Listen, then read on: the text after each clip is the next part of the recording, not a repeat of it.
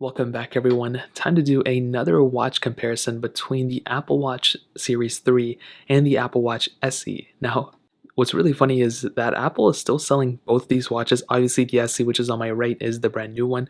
But the Apple Watch Series 3 came out in 2017, and Apple is still supporting it and still selling it, which is really impressive. So, technically, the Series 3 is the cheapest watch Apple makes, but the SE is also, a really new cheaper watch that Apple has made, and I'll go ahead and leave both of these linked down in the description below. I think the Apple Watch Series 3 is like less than $200. The Apple Watch SE is $279. So again, links in the description. You can help support the channel at the same time if you buy it from there. And now that the videos from iOS 14, those views are going down, I need to make some more money. Now, obviously, starting off with the front, first of all, the size-wise, this is the biggest model of the Series 3, so the 42mm one, and this is the smallest model of the SE, so this is the 40mm one. And side by side, you can see, dude, surprisingly, they're kind of the same. Like, if I had to use a Series 3, this one is just a little bit bigger and way thicker than the SE. And I'll go ahead and kind of get into the app panel. So you can kind of see the screen size difference. And like, for sure, there's pros and cons for both. I would definitely take the bigger screen to body ratio on the SE than the thicker bezels on the Series 3, even on a day-to-day basis.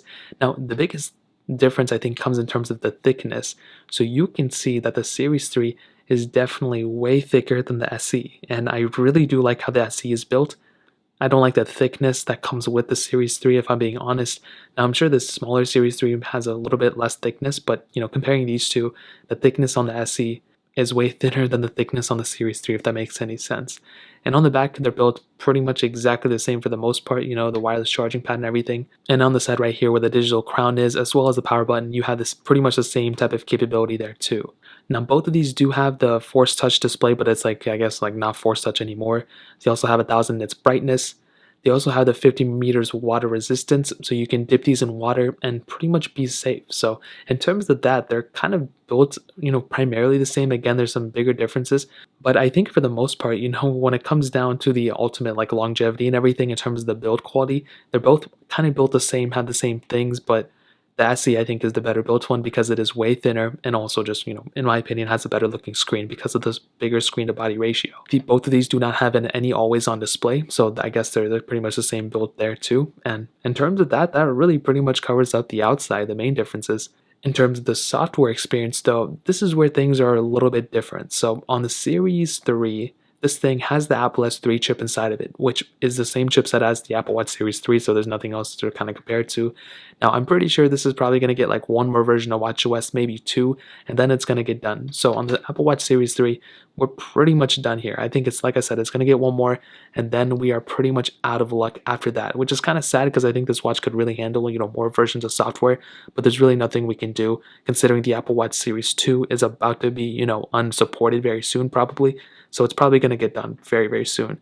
Now on the Apple Watch SE, on the other hand, this watch has the Apple S5 chip inside of it, which is the same one as the Apple Watch Series 3. Now, because of that, we basically have, a bigger and better chipset inside of it, making it faster, but also longevity of the support of this phone, of this Apple Watch, is probably going to be more than what we're getting on the Apple Watch Series 3. Even though you can buy both of these brand new from Apple, you're going to be getting the longer support and probably the better software experience on the Apple Watch SE than over the Apple Watch Series 3. So when it comes down to the software longevity, yeah, you can buy both of these brand new from the Apple Store, but the SE is probably going to be lasting longer than the Apple Watch Series 3. So keep that in mind. I'm not going to sit here and say the Apple Watch Series 3 is going to be discontinued tomorrow, but probably within the next year or two, this one's going to be discontinued, with the Apple Watch SE is probably going to last an extra year or two above the Series 3. So that really pretty much covers it up in terms of the software experience there. Now I'll go ahead and do a little bit of a speed test between them, which is going to turn out really, really bad because I've been doing it for a little bit and I always mess it up and it takes me 40 minutes to get everything set up. So let's go ahead and I guess do a speed test between them. Now, as you can see, I have all the apps right here, and I guess I have to go ahead and sign out of all these, which is going to take 40 minutes. Now, signing out of them, I mean, it seems kind of the same experience too. Like, it doesn't really look like one is way faster than the other one here. So I guess that's like an additional speed test, I guess. So we're done on both. So let's go ahead and get into the app panel and let's start loading these apps up.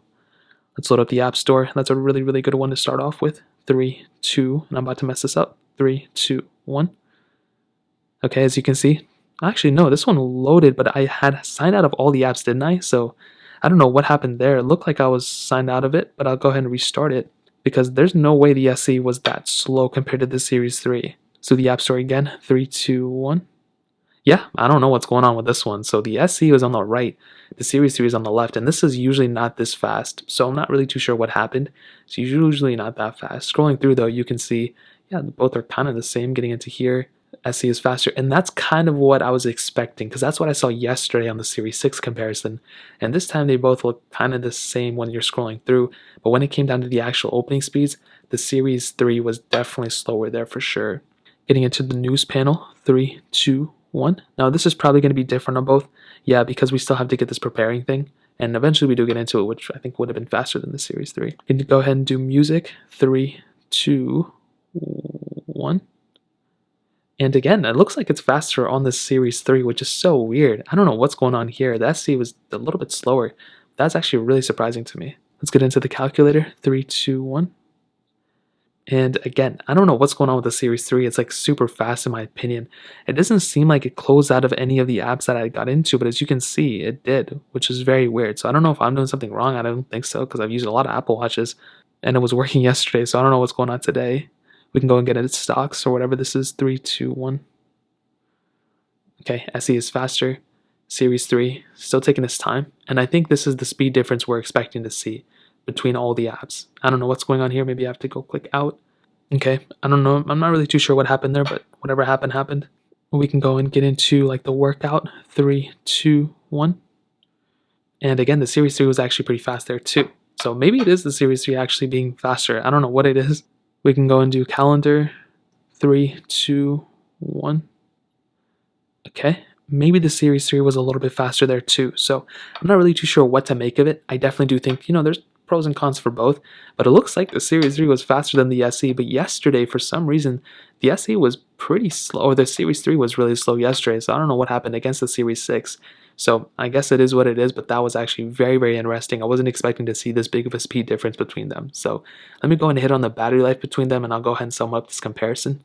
Now, the Series 3 Apple Watch I've used for a little bit, and I can tell you, it usually made it through a day. I think the Series 2 had pretty bad battery life, but the Series 3 was actually pretty good. I would say it was better than the Series 2, but I think the Apple Watch SE is probably going to have the better battery life between them. Now, the biggest difference, I think, between the Series 6 and the SE is obviously the always-on display and that new blood oxygen level.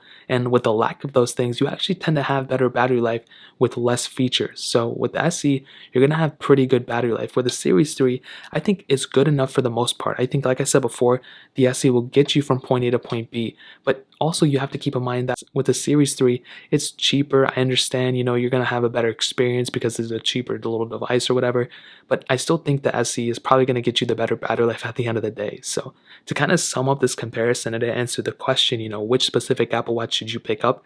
Now, starting with the Series 3, I think if you're somebody who honestly can't spend any more money, possibly you can't spend any more money on the SE, then I think getting the Series 3 is still good enough for a majority of people. It's a really good watch. It's fast, as you guys saw. It'll get you from point A to point B. It can track a lot of different things. And I think if you're somebody in the market who wants to, just use a smaller Apple Watch or whatever, or use a thicker one and you're okay, you don't care about, the speed and performance or the new chipsets or the software longevity, you just want to watch that'll work, then I think the Series 3 is perfectly fine for you. But I think for a majority of people, getting the Apple Watch SE is probably the better way to go. It's going to be faster. On top of that, you're going to be getting a longer software support.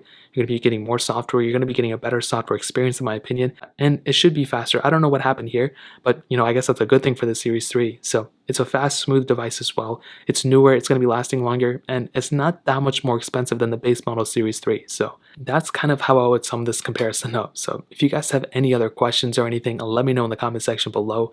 Hit the like button. That would mean so much, but definitely hit that subscribe button. Every single subscriber that we get really does count, so it means so much if you guys could hit that. Also check out the other links down in the description as well. My Twitter, my Instagram, my second channel. More importantly than everything else, I love every single one of you guys. Hopefully I'll catch you guys in the next video. Peace out till then.